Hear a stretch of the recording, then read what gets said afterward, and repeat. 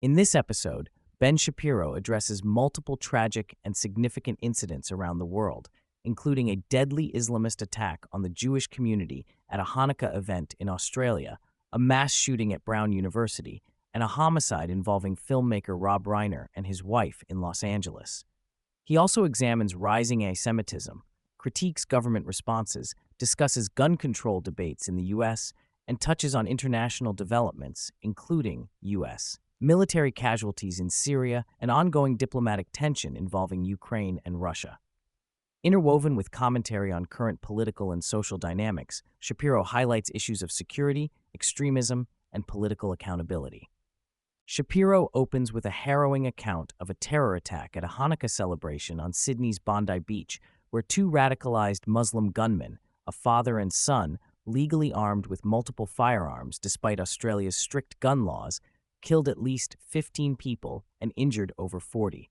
The attack, conducted at an event organized by Chabad, a Jewish outreach group, targeted one of Sydney's most Jewish-populated areas during a family-friendly holiday festival. Shapiro stresses the unprecedented nature of this mass shooting as Australia's deadliest in nearly 30 years, and criticizes the police response, which he describes as inert and characterized by officers freezing instead of confronting the attackers during a 20-minute shooting spree.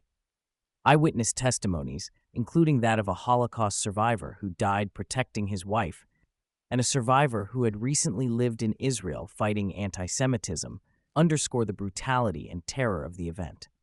Shapiro highlights the heroism of a Muslim bystander, Ahmed al-Ahmed, who disarmed one of the gunmen despite being unarmed and inexperienced with firearms.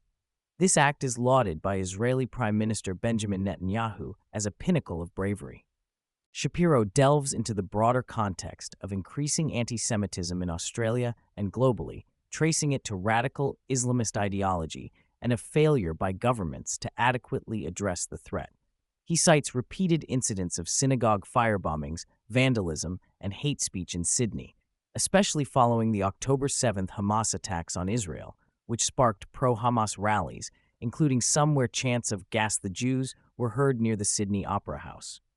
Shapiro sharply criticizes Australia's Labor government and Prime Minister Anthony Albanese for their perceived failures to combat anti-Semitism and for policies seen as appeasing extremism.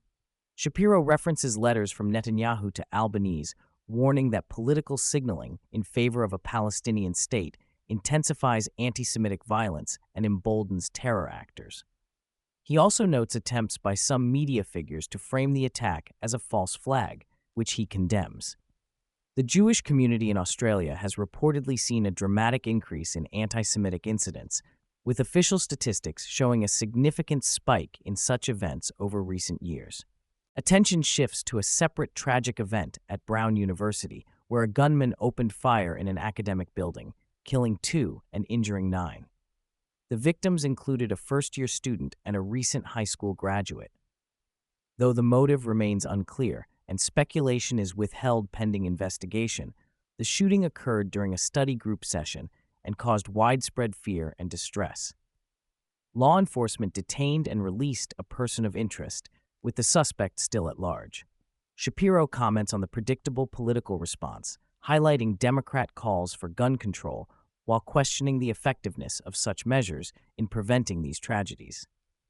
He contrasts the intense focus on mass shootings with the relative silence during frequent gun violence in cities like Chicago, implying political inconsistencies in the debate.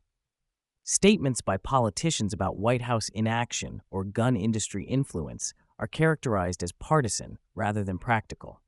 The discussion deepens into the complexities of American gun policy, reflecting skepticism about the current political approach to gun control.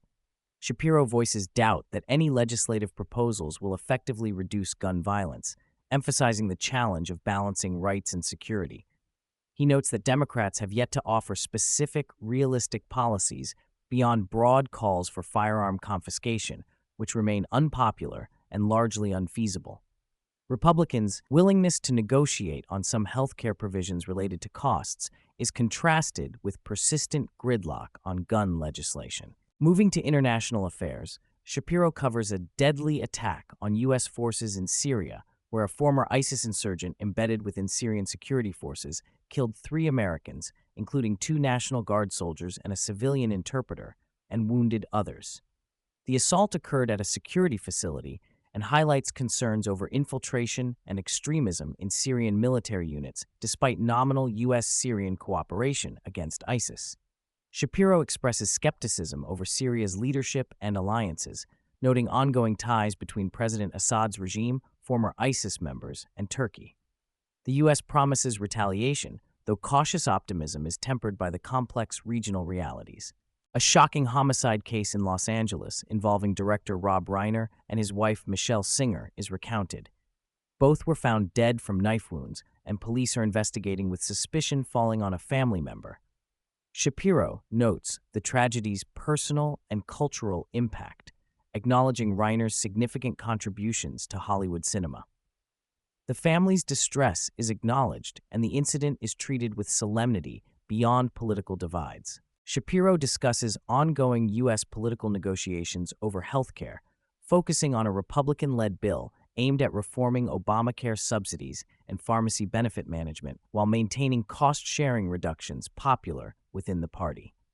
Senator Bill Cassidy expresses cautious hope for bipartisan agreement on extending subsidies for certain Americans, coupled with anti-fraud reforms.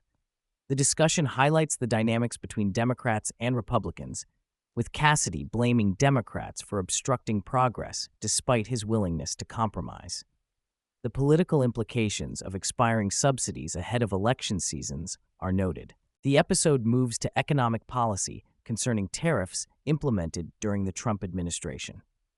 The administration is rushing to finalize tariff payments to prevent potential Supreme Court invalidation and consequent refunds to companies.